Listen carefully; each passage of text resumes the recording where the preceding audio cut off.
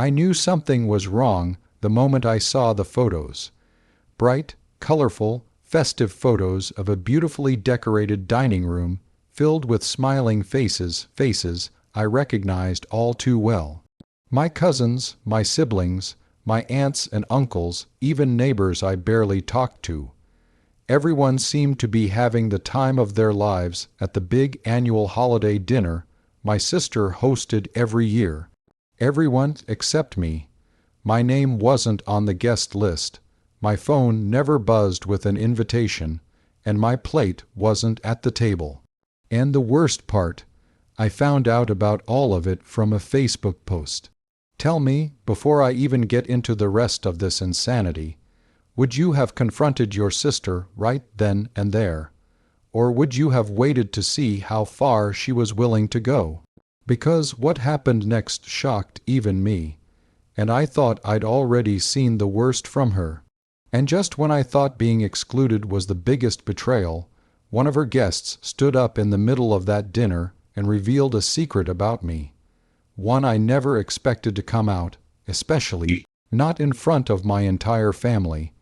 Now let me take you back to where this really started, because the truth is, this wasn't just about a dinner. It was about everything that had been brewing for years under the surface. Jealousy, resentment, misunderstandings. And I didn't realize how explosive it had become until that night. My sister, Claire, and I used to be inseparable. Growing up, we shared clothes, shared secrets, even shared dreams. But somewhere along the way, something changed. She became the golden child, the responsible one, the successful one, the perfect one who everyone praised at family gatherings, while I became the one people whispered about behind my back. Not because I was a bad person or anything, but because I didn't follow the path my family expected. I didn't go to college right away. I took odd jobs, moved apartments more times than I can count, and tried different things just trying to figure myself out. Claire, on the other hand, got a degree, married a guy my parents adored, bought a house, and built a life that looked like it belonged on a Pinterest board. But she wasn't always like that, not until people started comparing us. I used to shrug it off, but she didn't. She loved being the one everyone admired, and the more they praised her, the more she needed to distance herself from the parts of the family that didn't shine as brightly. Meaning me. Still, even with the growing tension between us, she'd always invited me to her holiday dinners. It was tradition. Every December, our family would gather in her house, stuffed with garlands, lights, and candles, while she played the perfect hostess. I always felt a little out of place in her world of matching decor and meticulously planned menus, but I showed up anyway. I showed up because family was supposed to be family, even when things were complicated. But this year, nothing, not a text, not a call, not even a passive-aggressive reminder like she usually sent me about dress codes or arrival times. Just silence until those photos. When I saw them, I sat on my couch staring at the screen, feeling this weird mix of confusion, anger, and something deeper. Something like heartbreak. I kept scrolling, hoping maybe I'd find a picture of an empty seat or some clue that there had been some mistake. But instead, I saw people toasting, laughing, clinking glasses. I zoomed in on every corner of every photo. No empty place, no sign I'd ever been expected. I wasn't forgotten. I was excluded, on purpose. I tried calling her that night, but she didn't answer. I tried texting her, something simple like, "Hey, I saw the photos, can we talk?" But it showed as read and ignored. I barely slept. I kept trying to convince myself maybe it was a misunderstanding. Maybe she figured I was working or busy. But deep down, I knew better. Claire didn't make mistakes when it came to planning her events. Everything she did was intentional. Perfectly intentional. The next morning, my mom called me. At first, I thought she was calling to ask why I hadn't been there. Her voice was unusually cheerful, though. "Did you see the pictures? Oh, it was lovely. Claire did such a great job this year." I froze, unsure what to say, waiting for her to ask the obvious. But she never did. She didn't even realize I hadn't been invited. That hurt in a way I wasn't prepared for. My own mother didn't notice my empty seat. I tried to keep my voice steady as I asked, "Mom, did Claire say anything about me yesterday?" She hesitated. Just a second, but I felt it. "Well," she said, "she mentioned you'd probably be working late, and you know how stressful your schedule is." I wanted to scream. I hadn't been working. I hadn't said anything about work. Claire had lied to cover up the fact that she didn't invite me. And my mom bought it. I hung up the call feeling that familiar tightness in my chest, the one you get when you realize you're more alone than you thought. So I decided to confront Claire face to face. If she thought she could erase me from the family gathering like I was some kind of inconvenience, I wasn't just going to let that slide. I drove to her house that afternoon. Her driveway was still full of cars from guests who had stayed the night. I knocked on the door, and when she opened it, she looked surprised.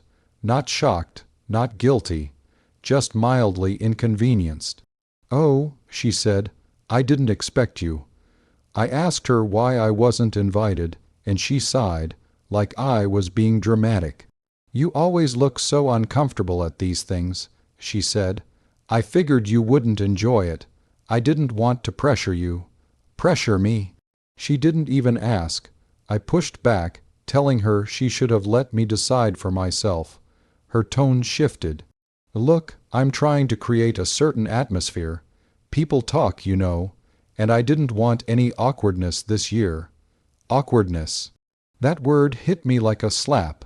She didn't want me there because she was embarrassed of me. I left before I said something I would regret, but I wasn't done. Not yet, because as hurt as I was, I still didn't understand something. Why keep me away so deliberately? Why lie about me? Why act like I was some kind of stain she needed to scrub out of her perfect life? Something didn't add up, and it turns out I wasn't the only one who noticed something was off. 2 days later, I got a message from someone I barely talked to, my cousin Hannah. She told me that something big had happened at the dinner, something involving me. At first, I thought she meant Claire had talked trash about me again, but Hannah told me it was worse. "Much worse. You should talk to Uncle Mark," she said. "He started it." That didn't make any sense. Uncle Mark is quiet, gentle, barely speaks during family events. What could he have possibly said about me? I called him immediately. When he picked up, he sounded nervous, like he knew this call was coming. I told him what Hannah said, and he sighed heavily. "Maybe you should come over," he said. "It's not something to discuss over the phone." And that terrified me. My mind went wild. Did someone accuse me of something? Did Claire tell people something outrageous?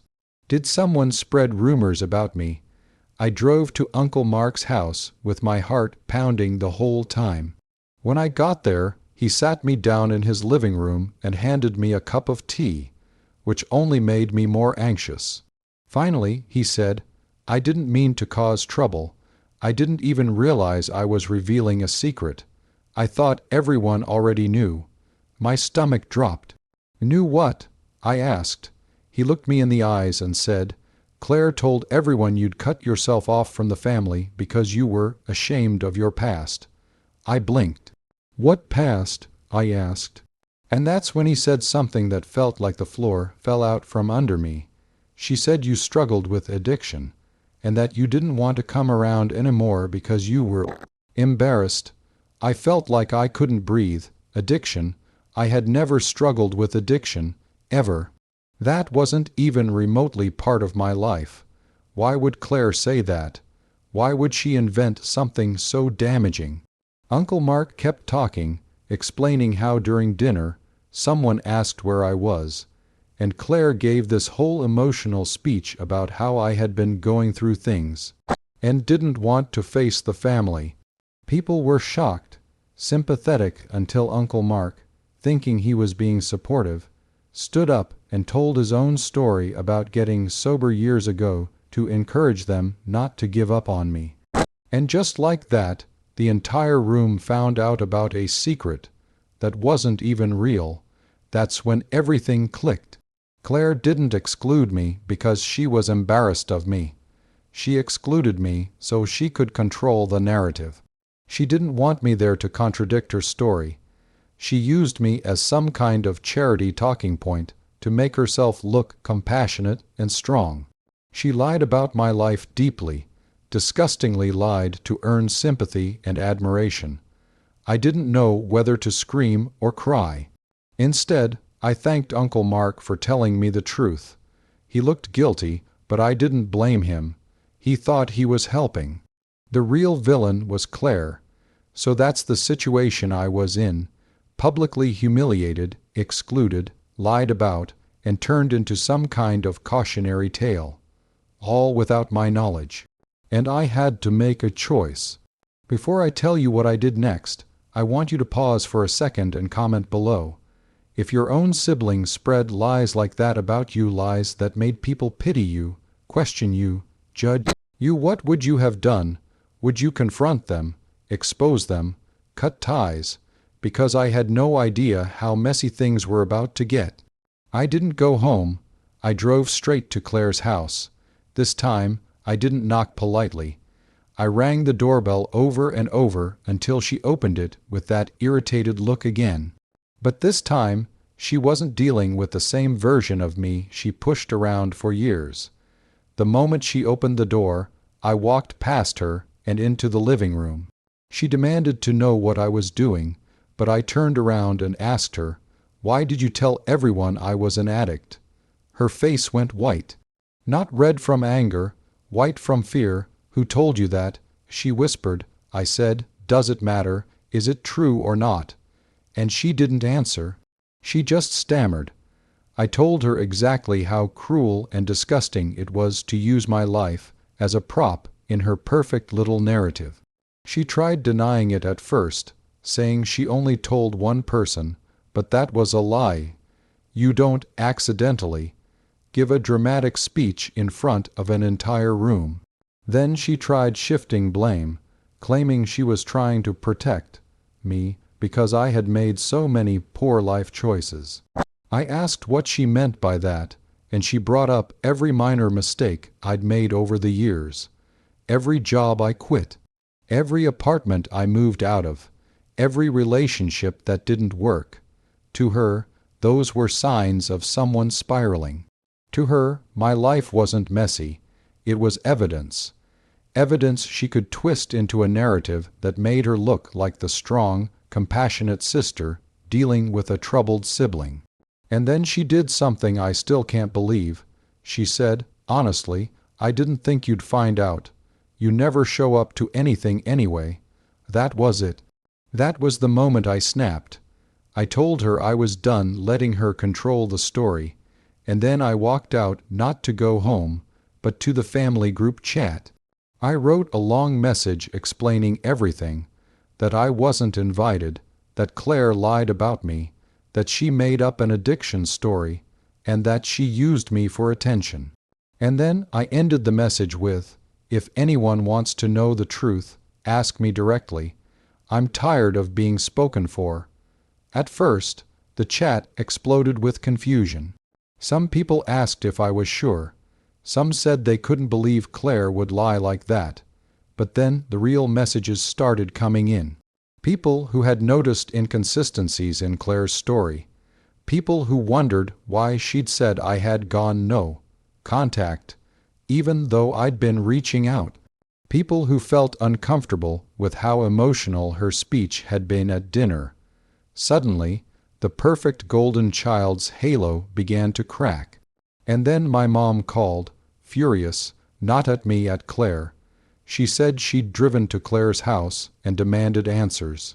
Claire broke down crying, playing the victim, saying she didn't mean for things to get so out of hand. But my mom wasn't having it. For the first time in years, she defended me. She told Claire she owed me a real apology, not the performative kind she loved giving others. Claire eventually called me. Her apology was shaky, half-hearted, and full of excuses. I told her I didn't care about excuses. I told her the damage was done, and that trust wasn't something she could rebuild with a few teary words. She asked what she could do to fix this, and I told her the truth. You can start by telling everyone exactly what you told them about me, and then tell them it was a lie, all of it. She didn't want to. She said it would ruin her reputation. I said, you should have thought of that before you ruined mine. Eventually, she did it. She sent a long, dramatic message to the group chat admitting she lied and claiming she was under stress and misinterpreted things. It wasn't perfect, and honestly, it wasn't even enough. But it was a start. Some people forgave her right away.